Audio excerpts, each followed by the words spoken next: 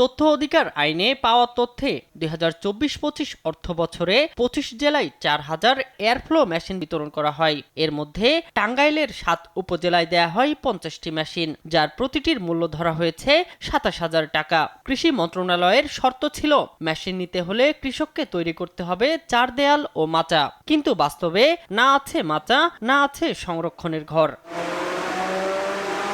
মাঠে নেই পেঁয়াজের আবাদ, অথচ ঘরে ঘরে পৌঁছে গেছে পেঁয়াজ সংরক্ষণের আধুনিক এয়ারফ্লো মেশিন। কিন্তু বাস্তবতা হলো এইসব দামি যন্ত্রপাতি এখন অযত্ন অবহেলায় পড়ে আছে কৃষকের ঘরের কোণে।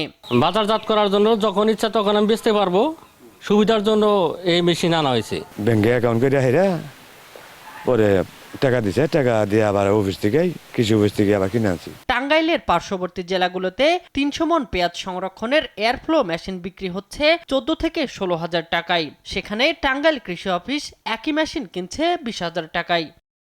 এলাকা ভিত্তিক যে পেঁয়াজ আবাদ হয় তা কৃষকদের নিজেদের বাড়িতেই ব্যবহার করা লাগে, ফলে পেঁয়াজ সংরক্ষণের জন্য কোনো মেশিনের প্রয়োজন নেই বলে জানান কৃষকরা। ভিগো ওয়্যার গার্ড প্রয়োজন মতো বাঁকানো যায়, অধিক চাপেও ভাঙে না। ভিগো। আপনারা যদি একটা মেশিন দেন পেঁয়াজের জন্য, তো পেঁয়াজ গাড়ি না, তাহলে মেশিনটা কি করবো? না আলুর জন্য গেলে তাহলে কামে খাটতো।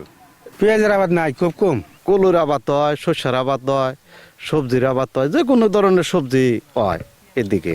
আমি খাবার জন্য বুনি, আমি 5-10 বিঘা বুনি না, আমি আধা মন পেঁয়াজ বুনছি, খাইয়া চাহিদা মিললে আমার মিটা গেল।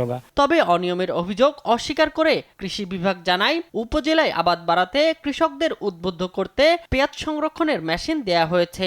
সারা বাংলাদেশে একটা কর্মসূচি হাতে নেওয়া হয়েছিল, তো সেটার প্রেক্ষিতে আমাদের টাঙ্গাইল জেলার জন্য আমি 30টা চাহিদা দিয়েছিলাম, সেই প্রেক্ষিতে আমাকে 50টা বরাদ্দ দেওয়া হয়েছিল। এই এয়ারফ্লো মেশিনের কার্যকারিতাগুলো তাদেরকে সবার মাঝে আমরা প্রচার করতে পারি, দেখাইতে পারি, তাহলে এই পেঁয়াজ আবাদ বৃদ্ধি পাবে। অন্যদিকে কৃষি বিশেষজ্ঞরা বলছেন, স্থানীয় চাহিদা ও শস্যের ধরন বিবেচনা না করে এমন প্রকল্প গ্রহণ কেবল অর্থের অপচয় ছাড়া আর কিছুই নয়। ফসল এখনো হচ্ছে জমিতে আসে নাই, সে ফসলের মেশিন তো আসলে কৃষকের দরকার নেই।